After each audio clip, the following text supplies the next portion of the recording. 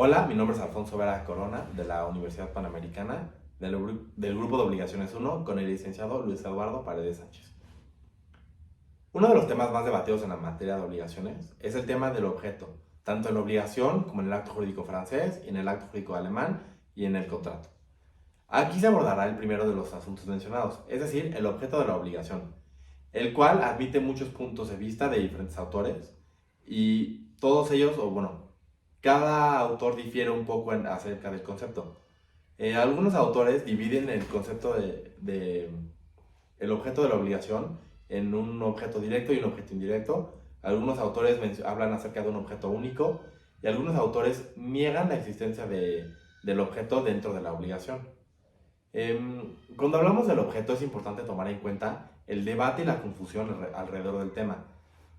La mayoría de los autores, aunque no hay unanimidad, consideran que sí hay un objeto de la obligación, pero al mismo tiempo no se pueden poner de acuerdo acerca de una definición concreta o de algo concreto para el objeto. Asimismo, muchos autores confunden la obligación del contrato con la obligación con el objeto de la obligación. Em, para esto es importante entender la palabra objeto. La Real Academia Española nos da varias excepciones, de las cuales pocas son aplicables a la materia. La primera excepción aplicable es el término o fin de los actos de las potencias.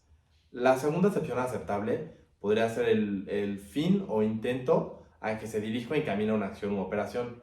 La tercera excepción es materia o asunto de que se ocupa una ciencia o estudio. Y la cuarta excepción es muy simple y es una que en mi opinión es muy útil, que es la palabra cosa. Entendiendo el objeto como el término del acto de la potencia de la acción o como fin, nos referiríamos al cumplimiento o al pago de una obligación. Dicho de otra forma, a la satisfacción del interés del acreedor. Asumiendo la palabra como la materia de la obligación, estaremos refiriéndonos a la prestación de dar, hacer o no hacer.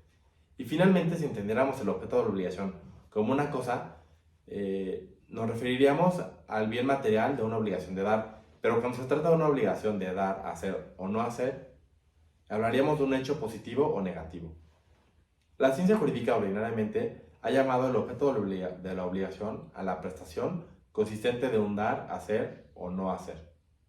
O bien a la cosa que hay que dar, al hecho que hay que hacer o al hecho que hay que omitir. Para entender este tema es importante conocer sus orígenes.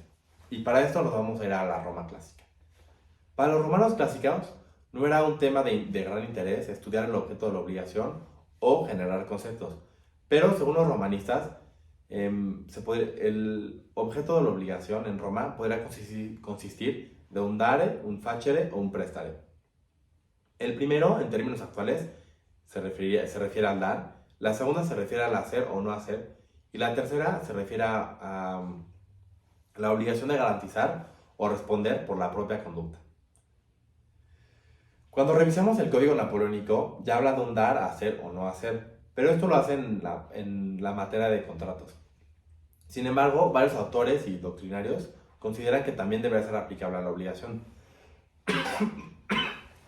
En el artículo 1126 del código napoleónico se afirma que todo contrato tiene por objeto una cosa que la una parte se obliga a dar o que la una parte se obliga a hacer o dejar de hacer. El BGB, por su parte, engloba las conductas de dar, hacer y no hacer dentro del concepto de prestación, mientras que nuestro código de 1884 se regresa a la legislación napoleónica y con conceptos similares en materia de contratos, comprende en las prestaciones de hechos, tanto los hechos positivos como los hechos negativos, es decir, el no hacer. En su artículo 1422, el Código de 84 dice que el contrato puede decir la prestación de hecho, la prestación de cosa y de unas y de otras. Nuestro código vigente ya no habla de la prestación del objeto, sino que habla con poca exactitud, como se verá más adelante, del objeto cosa y del objeto hecho en los contratos. También hace una mala ubicación dentro de las modalidades de las obligaciones de un dar, hacer y no hacer. Esto nos llevaría a pensar que nuestra legislación se refiere como objeto de las obligaciones a las prestaciones o a una conducta. Doctrinariamente se ha debatido sobre el hecho mismo de si la obligación tiene un objeto a que se refiere. Según Kip y Wolf, la relación obligatoria no tiene propiamente un objeto. Si bien acepta hablar de esta manera, es una expresión común y simple para referirse a la cosa o a hecho de la obligación. Messineo, por su cuenta, distingue los conceptos del objeto y contenido, reservando la última a la prestación, mientras que la primera la usa para el hecho o la cosa que se debe realizar. Entre los elementos de la obligación se suele incluir también el objeto de ella. Es necesario advertir inmediatamente que sobre el valor de dicho término, con referencia a la obligación, así como en general sobre el objeto del derecho subjetivo, falta el carácter unívoco del significado, especialmente en los textos legislativos, dada la coexistencia de un lado del concepto de cosa y de otro lado el concepto del contenido de la obligación. Por su parte,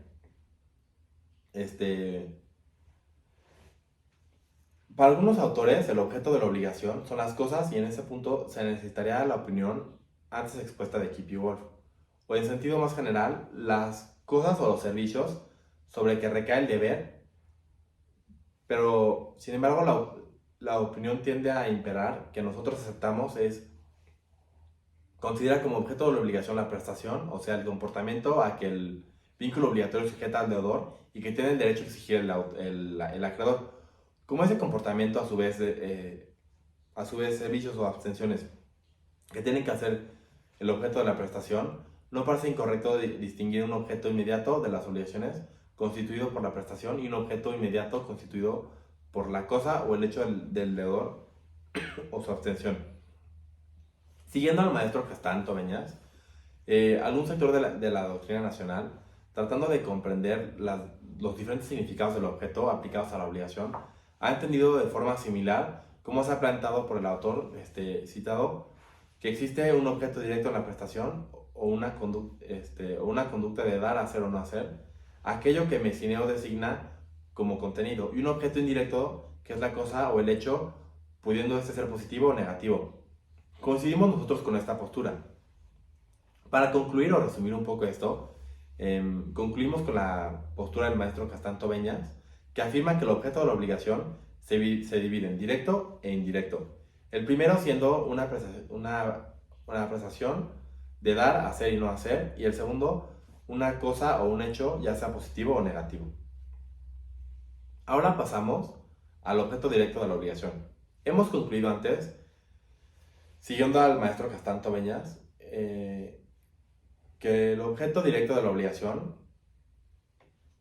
y indirecto son temas totalmente diferentes. El maestro Borja Soriano habla de prestación y extensión ubicado dentro de las primeras, el dar y el hacer.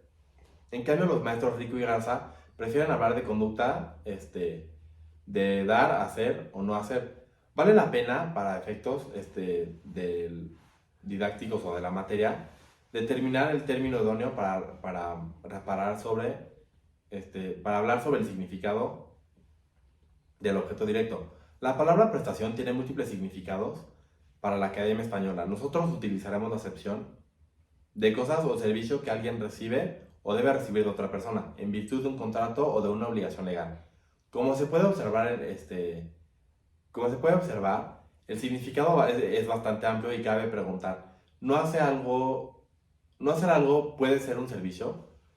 Pues aquí el maestro Luis Eduardo Paredes nos dio un ejemplo, y este fue el ejemplo de pedir a una compañía telefónica que nuestro número no aparezca en un directorio, o que cuando marquemos que no aparezca nuestro número en la pantalla de la persona o nuestro nombre. Es un servicio que consiste en un no hacer.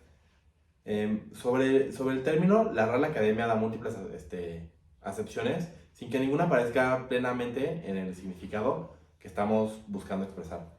En clase determinamos que el uso de la palabra conducta incluye el no hacer, era inadecuada y debería de considerarse el vocablo utilizado por el BGB y el Código 84, que es la prestación, para designar el dar, hacer y no hacer. Por lo anterior, podemos concluir que el objeto de la obligación es una prestación de dar, hacer y no hacer. Muchísimas gracias. con la pausa.